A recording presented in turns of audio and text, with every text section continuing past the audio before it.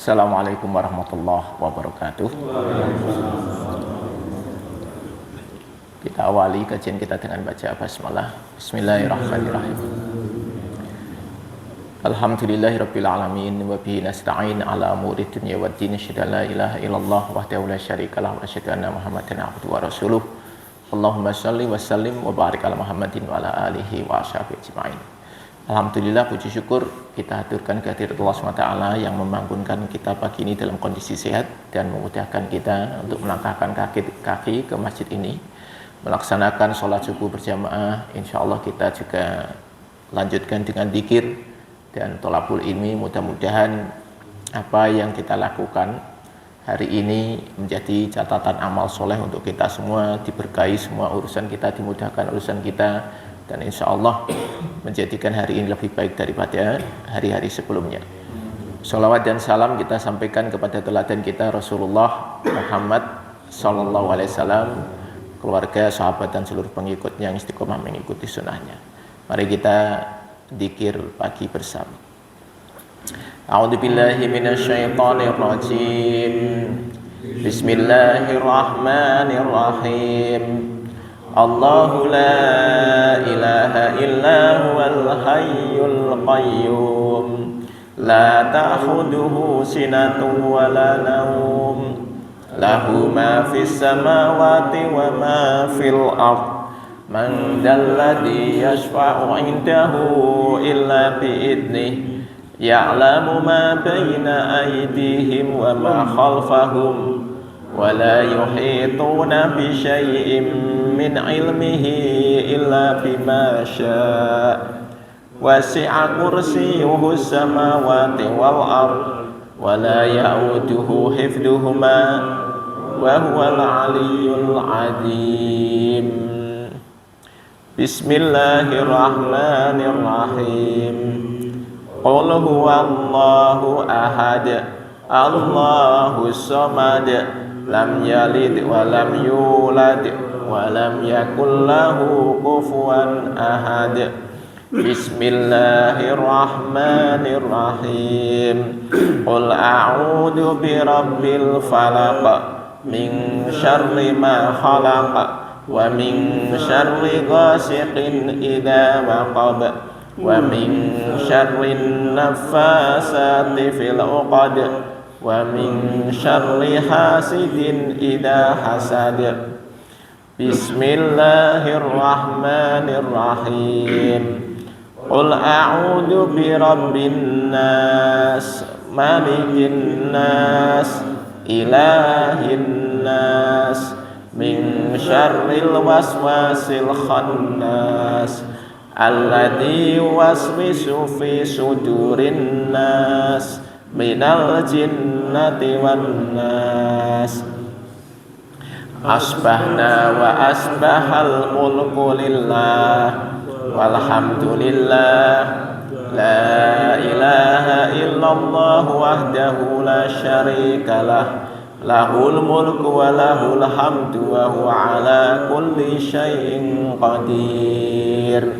Rabbi as'aluka khaira ma fi hadzal yaumi wa khaira ma ba'dah wa a'udzu bika min syarri ma fi hadzal yaumi wa syarri ma ba'dah.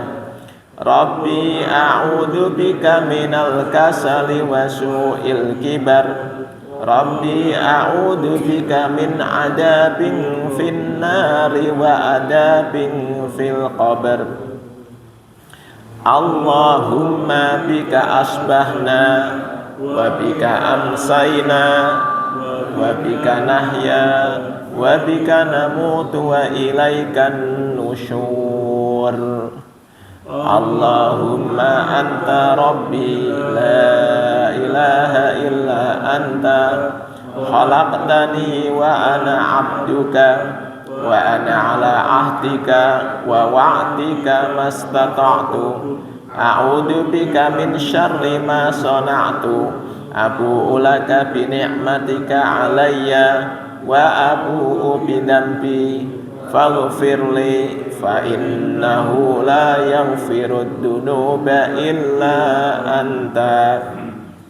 Allahumma afini fi badani, Allahumma afini fi sam'i, Allahumma afini fi basari, la ilaha illa anta.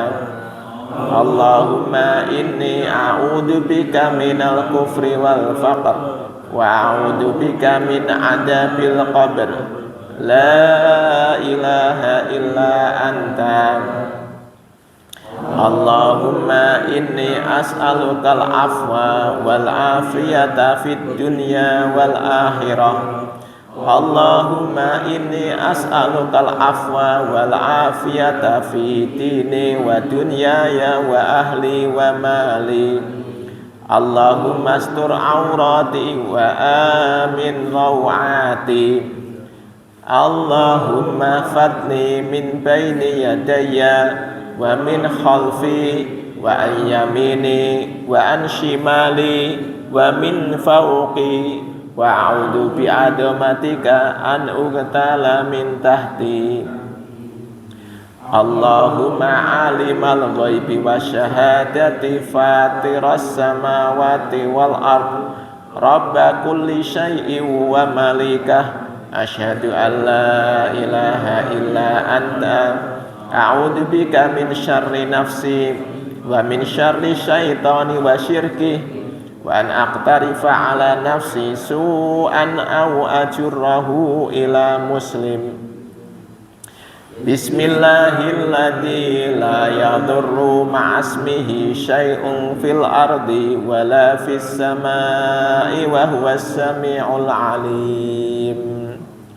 Raditu billahi rabba wa bil islami dina wa bi Muhammadin sallallahu alaihi wasallam nabiyya. Ya hayyu ya qayyum bi rahmatika astaghis aslih li sya'ni kullahu wa la takilni ila nafsi tarfata ain. Asbahna ala fitratil islami wa ala kalimatil ikhlas wa ala dini nabiyyina Muhammadin sallallahu alaihi wasallam wa ala millati abina Ibrahim hanifan musliman wa ma kana minal musyrikin.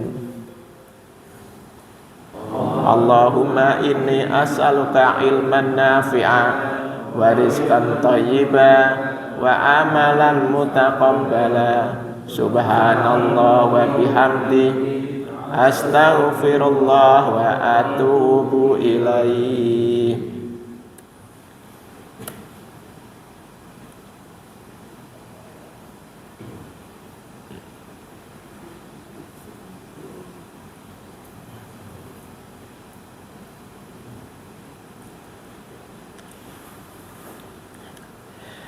Oke, kita lanjut kajian al-hikam kita sampai ke pasal 41. Al-haqqu bimahjubin. Al-haq yang dimaksud di sini adalah Allah. Allah itu tidak terhijab, Allah itu tidak tertutupi. Wa innamal mahjubu anta, dan sesungguhnya engkau itu terhijab anin nadori ilaihi, dari melihatnya. Ya.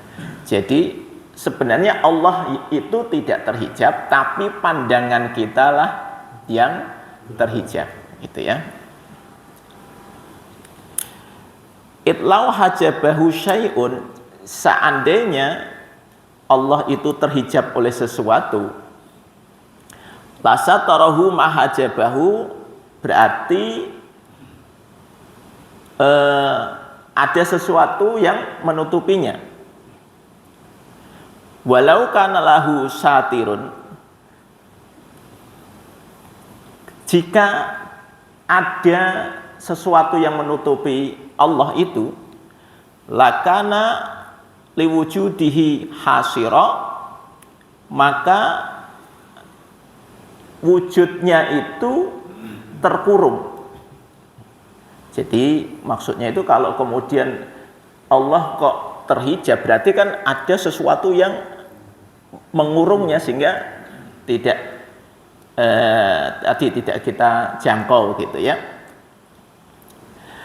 Wa kullu hasirin li syai'in, dan setiap yang mengurung sesuatu fahuwa lahu qahir, maka dia pasti berkuasa.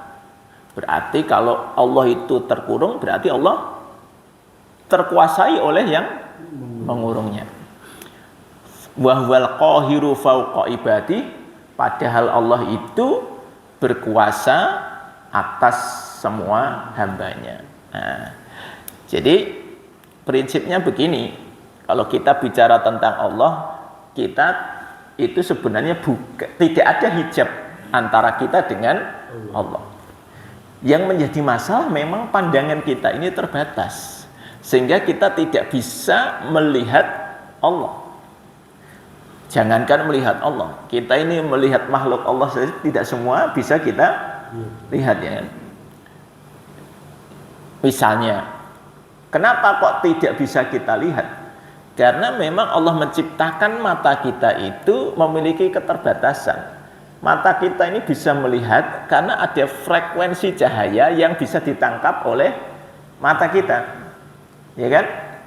Dan kemudian besarnya atau ukurannya memang ditangkap oleh mata kita. Itu. Ini kita ini punya tadinya waktu kita lahir, kita ini memiliki mata yang sama, Pak. Artinya mata yang sama itu secara ini kita bicara orang normal ya. Kita ketika lahir normal nih, mata bisa melihat dengan normal, sama.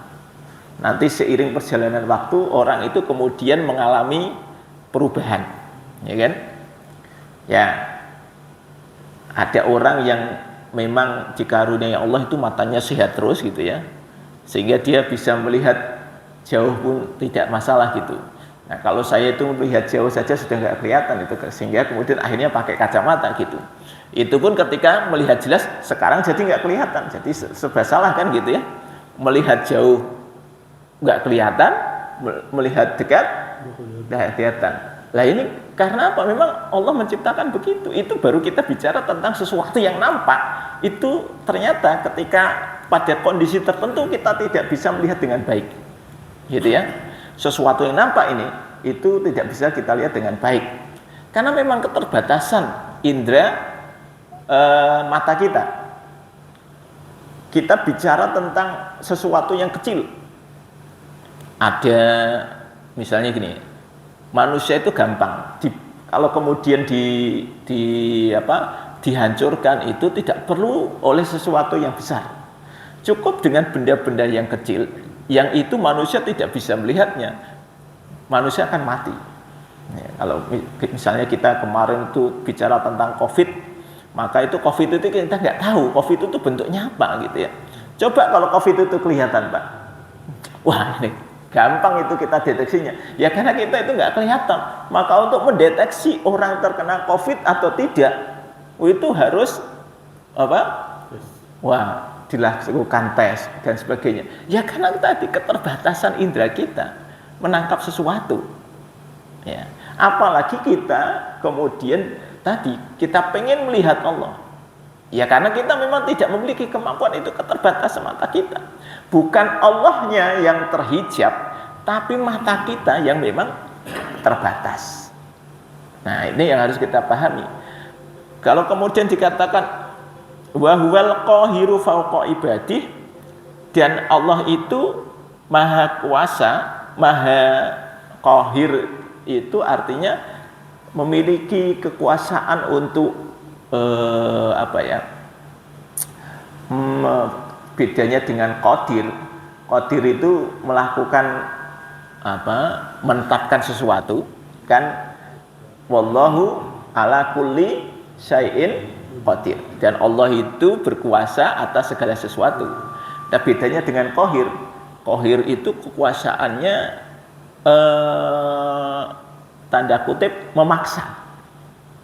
Nah, itu kira-kira seperti itu ya. Jadi kekuasaan yang bisa memaksa, Ketika Allah itu mengatakan wa huwal qahiru fawqa ibadi, Allah itu maha kuasa atas semua hambanya, artinya Allah itu maha kuasa untuk memaksa hambanya. Kita ini kadang-kadang kemudian dipaksa oleh keadaan yang kita tidak berpikir bahwa itu adalah cara Allah memaksa kita. Misalnya ada orang-orang yang dia mendapatkan masalah, gitu ya. Ini contoh, ini kasus yang lagi viral hari ini, ya kan? Seorang pejabat dicopot gara-gara anaknya, gitu kan? Kan kayaknya nggak masuk akal, Pak. Apa salahnya gitu? Anaknya ini secara status hukum kan sebenarnya tidak ada kaitan dengan bapaknya, betul nggak? Logikanya begitu nih kalau kita bicara tentang hukum. Anaknya sudah memiliki tanggung jawab sendiri kan gitu, tanggung jawab sendiri. Nah ini kemudian akhirnya bapaknya dipecat gara-gara anaknya. Nah itu kira-kira bapaknya kepikir nggak bahwa suatu saat dia akan dipecat? Nggak kepikir kan? Nah itu tadi ada sebuah kondisi yang memaksa si orang ini akhirnya harus keluar. Nah ini yang kita sebut sebagai fauqa ibadi. Kalau Allah mau begitu tuh. Ini pelajarannya apa? Bahwa sejatinya ketika kita ini mendapatkan sesuatu, katakanlah tadi punya jabatan. Jabatan itu bukan karena kehebatan kita. Ya semata-mata memang karena Allah yang mengatur untuk kita. Ketika kemudian Allah mencabut dengan paksa, bisa tidak? Bisa. Apapun level jabatannya lah ya. Gitu ya. Mau jabatan paling rendah misalnya RT gitu misalnya itu ya, itu sampai presiden. Kita kan sudah punya pengalaman itu. Dulu kita mikir nggak kira-kira Pak Harto itu bisa turun? Nggak kepikir zaman kita Pak ya, itu ya. Kalau kita ingat zamannya Pak Harto itu kita sudah wah kayaknya sesuatu yang tidak mungkin. Tapi ada sebuah kondisi yang kemudian Allah hadirkan, itu mungkin terjadi. Ini sebenarnya menjadi pelajaran untuk kita semua. Allah itu kuasa loh. Jangan kemudian ketika kita dalam kondisi baik, kita menjadi seperti Fir'aun gitu. Fir'aun itu karena dia tidak merasa bahwa itu adalah pemberian dari Allah gitu. Dia dilahirkan dari ini kan, Fir'aun itu kan keturunan raja sebelumnya gitu ya. Kalau dia tidak keturunan raja sebelumnya, kira-kira bisa jadi raja? Ya nggak bisa pada saat itu gitu ya. Sehingga ketika dia menjadi raja, meneruskan bapaknya, itu semata-mata karena Allah takdirkan dia menjadi anak dari bapaknya. Lah kalau dia ditakdirkan dari menjadi anak dari orang lain, ya nggak bisa. Gitu. Nah, hal-hal seperti ini kadang tidak disadari ya. Kalau kemudian kita belajar dari Fir'aun tadi, kesombongannya dia ketika dia menjadi raja, menunjukkan dia tidak tahu siapa yang sudah mengatur hidupnya. Kalau kita tidak tahu siapa yang mengatur hidup kita, ini berbahaya karena kemudian kita merasa diri kita lah yang membuat diri kita sukses. Beberapa motivator mengatakan bahwa yang bisa merubah nasibmu ada dirimu. Dalam konteks tertentu itu benar. Tetapi ketika tidak dengan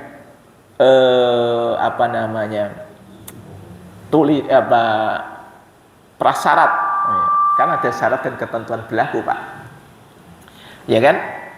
Betul. Ketika Allah mengatakan bahwa sesungguhnya Allah itu innallaha la yughayyiru ma biqaumin hatta yughayyiru ma bi anfusihim. Sesungguhnya Allah itu tidak mengubah suatu kaum sampai kaum itu mengubahnya. Betul, dalam konteks itu betul.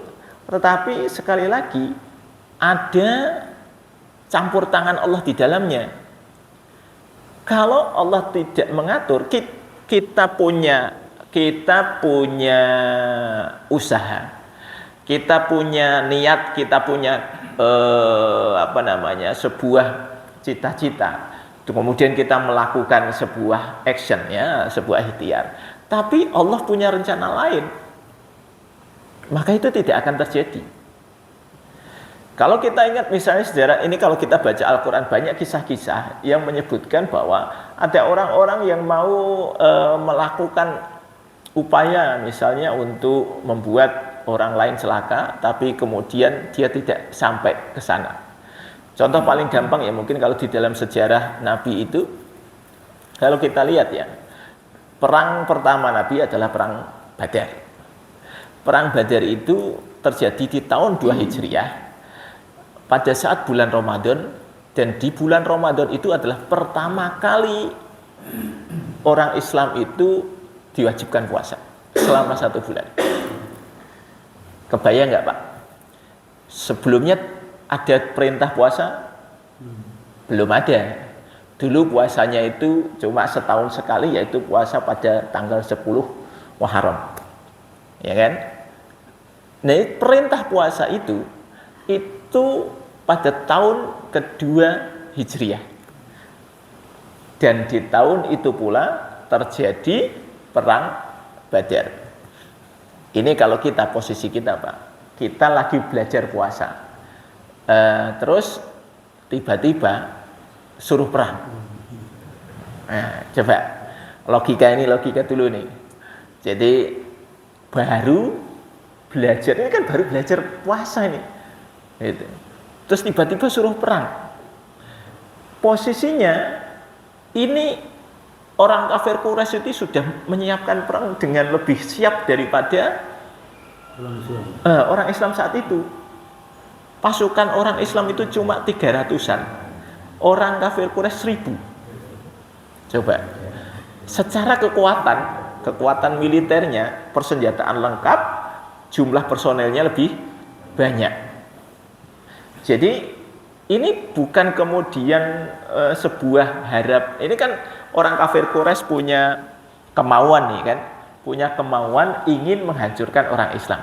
Kemudian dia dengan caranya gitu ya, dengan caranya supaya bagaimana caranya orang Islam itu dikalahkan. Maka kemudian dengan pasukan yang banyak, senjata yang kuat,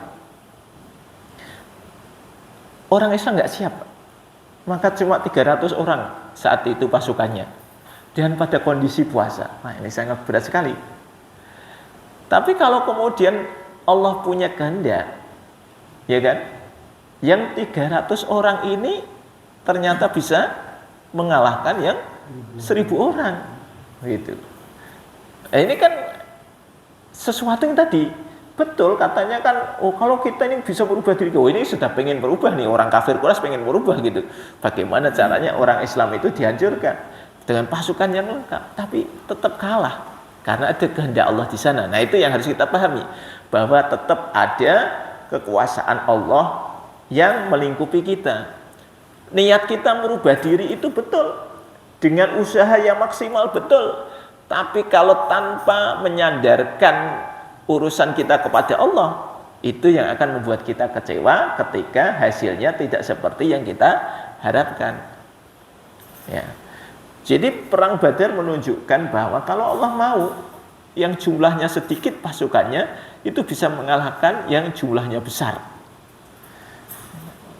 Bahkan zaman Nabi Musa itu ketika diperintahkan untuk, ceritanya ini zaman Nabi Musa setelah Fir'aun itu ada orang Bani Israel ini diperintahkan untuk menyerang sebuah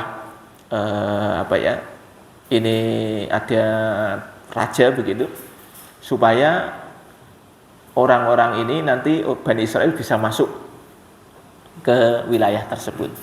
Nah, orang Bani Israel itu nggak mau perang, Pak. Gitu. Kata Bani Israel, Musa, sudahlah, kamu perang aja sama Tuhanmu aja gitu. Saya tak nunggu di sini kan gitu.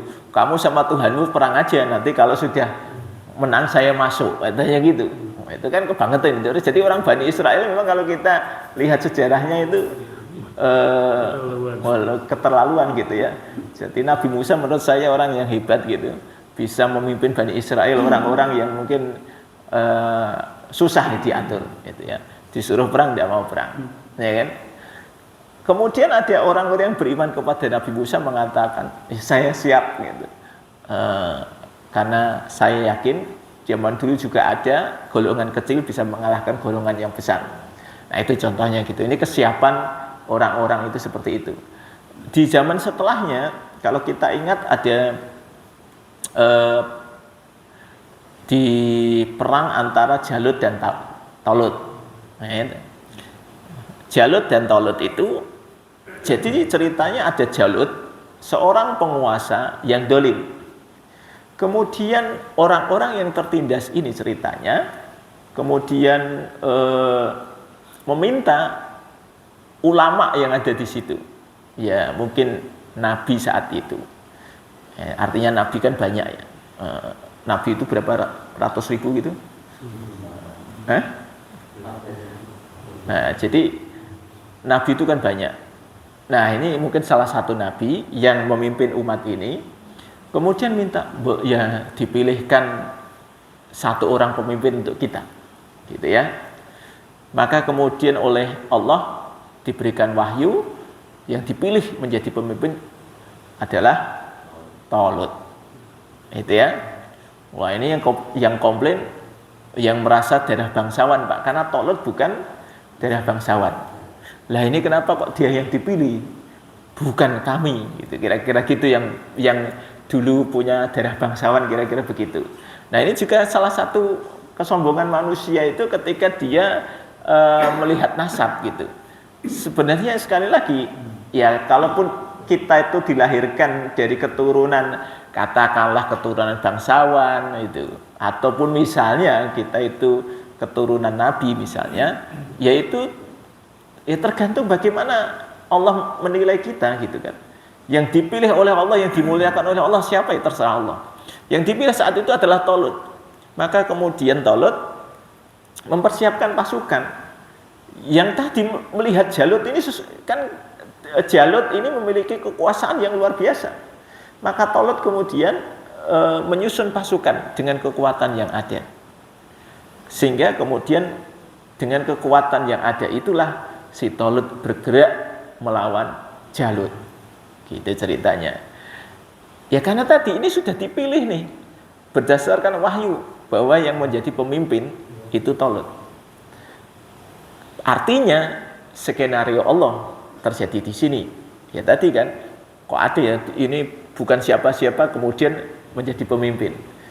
Sehingga kalau kemudian di Indonesia itu pemimpinnya berganti-ganti siapa itu sebenarnya ya sudah, itu memang sudah ditakdirkan oleh Allah saja gitu. Sehingga kita itu nggak perlu kemudian terjadi friksi di antara rakyat itu hanya gara-gara beda pilihan. Ya itu hal yang wajar aja, mau pasti ada yang milih A, ada yang milih B gitu ya. Kalau beda pilihan itu sebenarnya tidak masalah. Wong nanti juga kalau terpilih itu ya juga maunya Allah gitu. Ya kan? Terpilih itu maunya Allah. Ya memang takdirnya dia terpilih. Gitu aja, nggak usah repot.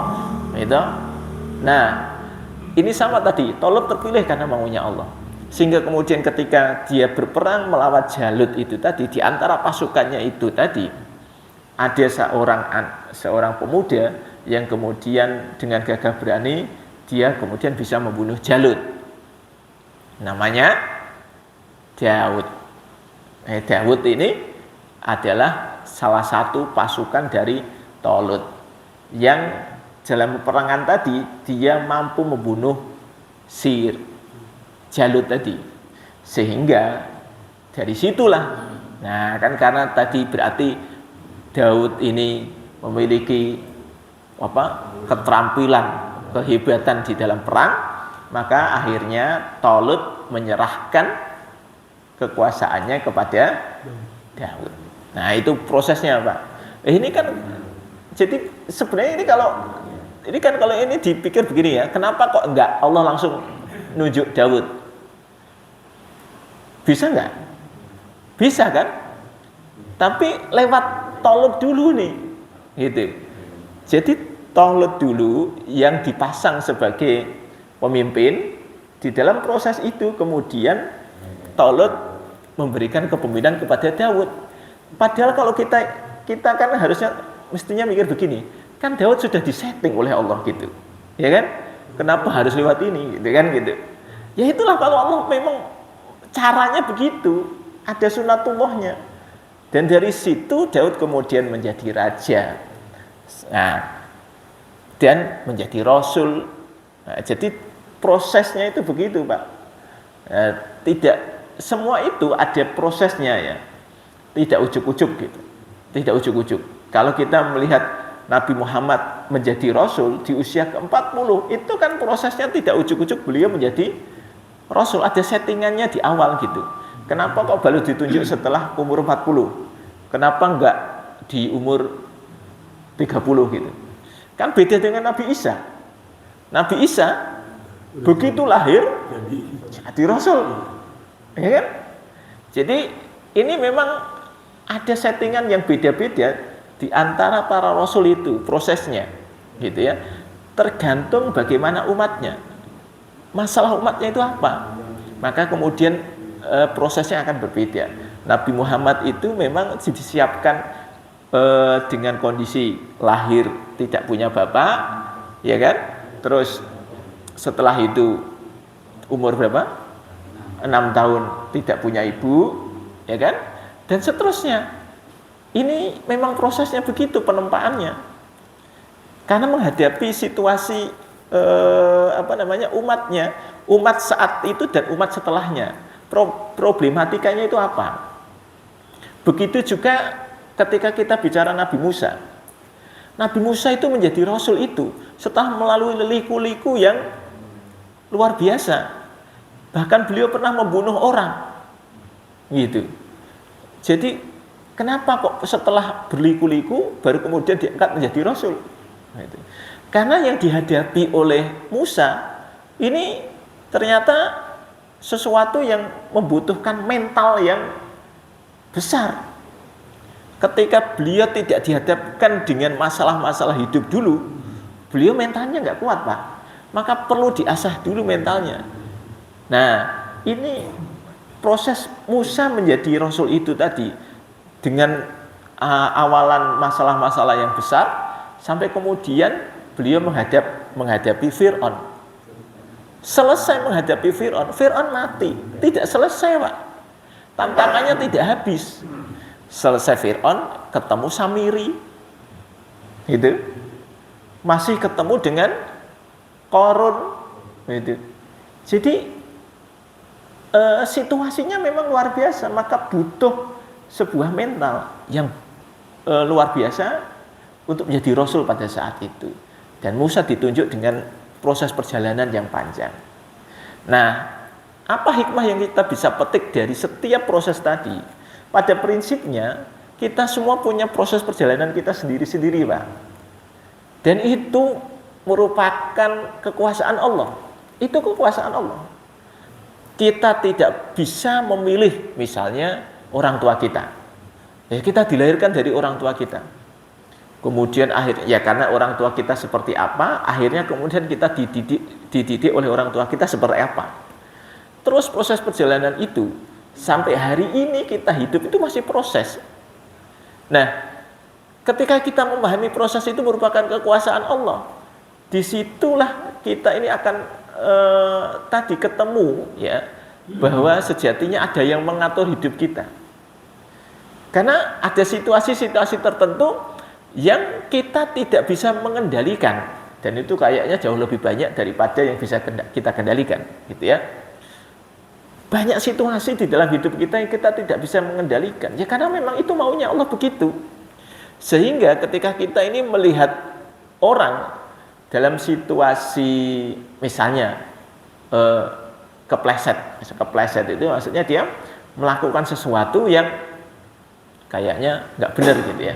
Maka jangan hanya ansih melihat kejadian itu. Ya. Karena Allah itu mungkin mau menyelamatkan dia dengan cara seperti itu. Yang kita tidak tahu nih proses selanjutnya itu apa. Gitu.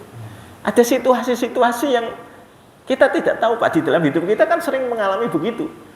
Kok saya tiba-tiba punya masalah begini, masalah begitu gitu ya. Karena sejatinya Allah itu setiap mengatur urusan itu kan tidak selalu yang menyenangkan kita, ya kan? Sesuatu yang tidak menyenangkan itu bukan berarti tidak baik. Sesuatu yang tidak menyenangkan bukan berarti tidak baik. Bisa jadi itu kebaikan yang kita tidak tahu. Orang yang sakit misalnya, itu bukan berarti ketika orang sakit itu sesuatu yang membuat dirinya tidak baik. Belum tentu. Karena banyak orang yang sakit itu akhirnya menjadi orang-orang yang akhirnya pasrah kepada Allah. Ya kan? Ya meskipun ya kalau saya dengar cerita-cerita orang ya, ketika misalnya mengatakan, wah saya pernah dalam kondisi sekarat gitu. Ya, itu cara Allah saja, memang dia harus melalui proses itu sehingga kemudian dia balik lagi kepada Allah. Iya kan? Loh, kalau memang sakit itu membuat dia kembali kepada Allah, itu baik apa tidak? Baik kan berarti sakitnya. Gitu. Ada dulu saya punya teman nih, ceritanya saya ada kasus yang hampir sama ini. Saya punya teman dan saya dulu punya satu karyawan itu yang kasusnya hampir sama. Jadi ceritanya teman saya ini pernah mengalami sebuah kecelakaan yang menyebabkan dia koma gitu ya. Dan pada saat dia koma itu, dia kemudian ya seakan-akan berazam ini, ya Allah kalau saya dikasih umur gitu, maka saya akan bertobat kepadamu gitu ya. Saya akan bertobat kepadamu. Saya akan kembali gitu ya. Ya Allah takdirkan dia kemudian sehat kembali. Dikasih umur nih oleh Allah nih. Ya kemudian setelah itu baik gitu ya. Nah, tapi pada saat tertentu ya nanti lupa lagi nih, itu biasa itu Pak. Nah itu lupa lagi. Ya begitu. Saya tanya, lah jenengan itu dulu katanya begini. Iya, memang waktu itu begitu. Ya cuma ini kan itu sudah lewat katanya begitu. Ya itu manusia Pak. Itu kan. Karyawan saya juga sama Pak. Karyawan saya orang Karimun Jawa. Suatu saat dia pulang ke Karimun Jawa naik kapal kayu gitu ya. Di tengah jalan ini kapalnya karam, tenggelam. Jadi ceritanya kena ombak, kemudian kapalnya terbalik. Satu kapal itu pokoknya sudah tidak bisa ngapa-ngapain. Nah si karyawan saya ini cerita. Nah, jadi ceritanya suatu saat ini saya tanya karyawan itu ya. Saya kalau manggil Timbul gitu, saya bilang gitu ya. Kamu itu kenapa tidak sholat? Ya Pak, dulu saya juga sholat Pak. Sekarang nggak tahu Pak, saya malas lagi gitu. Lihat dulu kok bisa sholat, kenapa? Ya itu dia cerita. Dulu itu saya naik kapal itu, terus saya di kapal pecah Pak.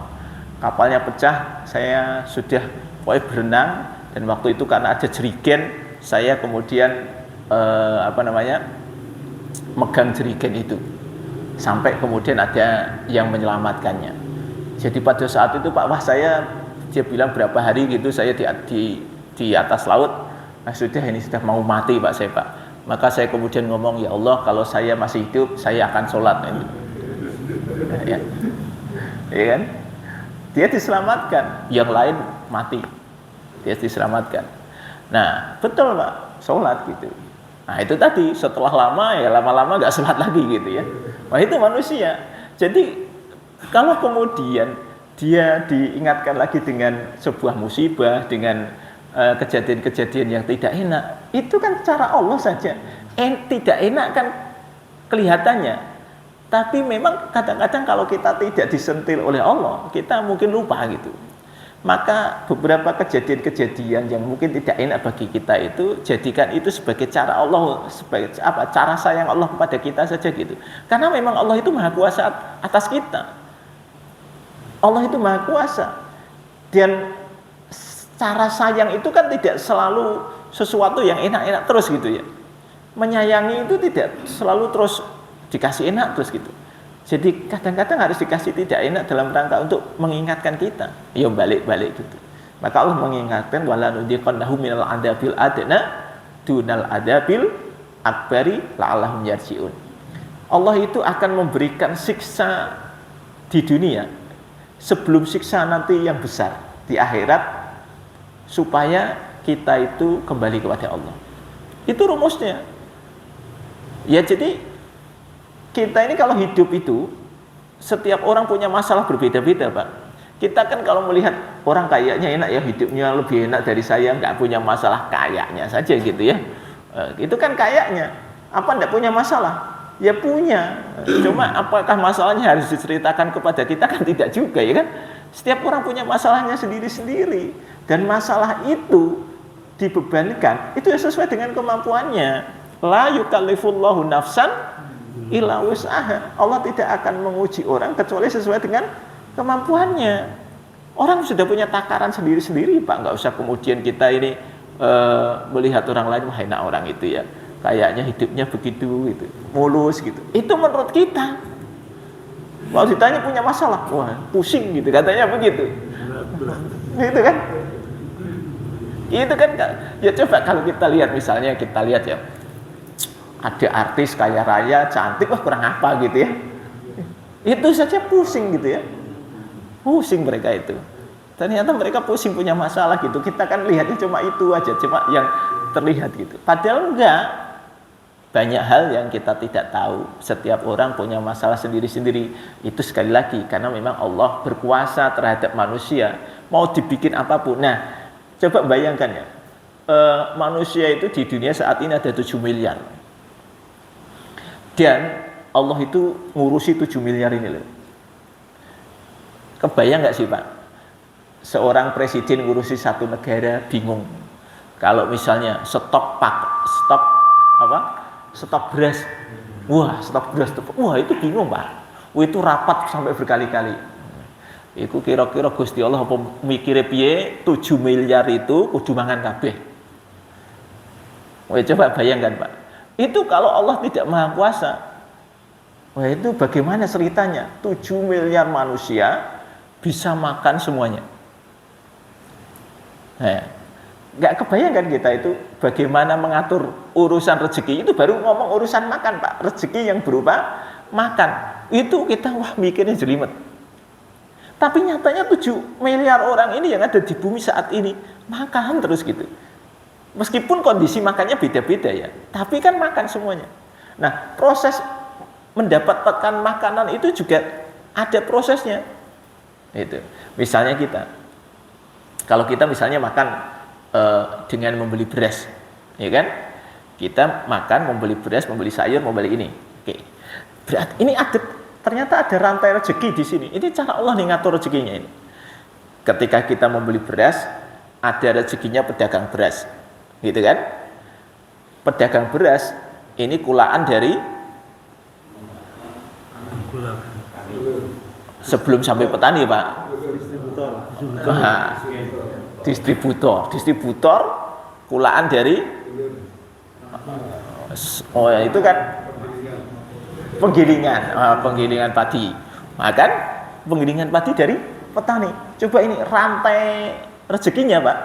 Hanya dari kita makan makan nasi saja, itu rantainya rezekinya panjang.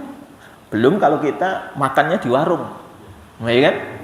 Makan di warung itu kita berarti ngasih rezeki ya tukang masak, waiter, itu ya, termasuk si pemilik warung. Jadi coba luar biasa itu. Sehingga kita ini kalau kemudian memahami konsep ini, betapa luar biasanya Allah ngatur ini semua, ya sudah, nikmati saja. Sekarang kalau kita kemarin saya mendengar pernyataan begini bahwa urusan bisnis itu zero sum game. Artinya gini, kalau ini ada yang laris, mesti sini ada yang sepi. Kalau misalnya orang saya punya sudah ada rumah makan, kemudian Anda bikin rumah makan, maka otomatis sebagian konsumennya akan berpindah ke sini, ngurangi rezekinya di sini. Tapi bagi saya tidak juga begitu, ya kan? Ini ada rumah makan, ini rumah makan, semuanya sama-sama laris. Bisa nggak? Bisa. Gitu. Jadi Itu cara Allah saja kan gitu ya. Cara Allah saja. Ya tinggal kita ini paham tidak bahwa Allah Maha Kuasa atas segala sesuatu. Kalau caranya begitu nanti kalau ini begitu nanti kita ada kompetitor, wah kita kemudian siap-siap, wah mati nih kita nih gitu ya. Enggak ada. Ini ada rezeki masing-masing. Maka ini kan bedanya orang beriman dengan tidak beriman gitu. Orang beriman dia ketika berikhtiar dia yakin bahwa yang ngatur rezeki itu adalah Allah. Sudah, setiap orang punya rezeki masing-masing. Sehingga dia tidak pelit ilmu, Pak. Loh, kalau orang beriman itu kalau tidak beriman, wah ini rahasia perusahaan ini, gitu ya. Nanti saya ajari, nanti dia menjadi pesaing gitu kan gitu. Nah, itu beda dengan orang beriman. Meskipun saya ajari, kalau bukan rezekinya, ya nggak bisa. Selesai gitu. Nah, ini cara berpikir orang beriman begitu. Karena kita tahu yang ngatur rezeki itu Allah. Karena Allah lebih maha kuasa daripada kita. Banyak hal-hal yang kita tidak tahu ya tadi karena keterbatasan pandangan kita. Tapi yakinlah bahwa Allah itu dengan segala kekuasaannya punya cara yang terbaik untuk kita semua. Oke, saya kira itu dulu pertemuan kita pagi ini.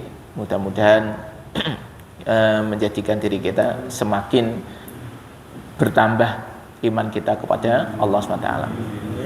Kita tutup dengan kafaratul majelis. Subhanakallahumma wa bihamdika asyhadu an la ilaha illa anta astaghfiruka wa atubu ilaik. Assalamualaikum warahmatullahi wabarakatuh.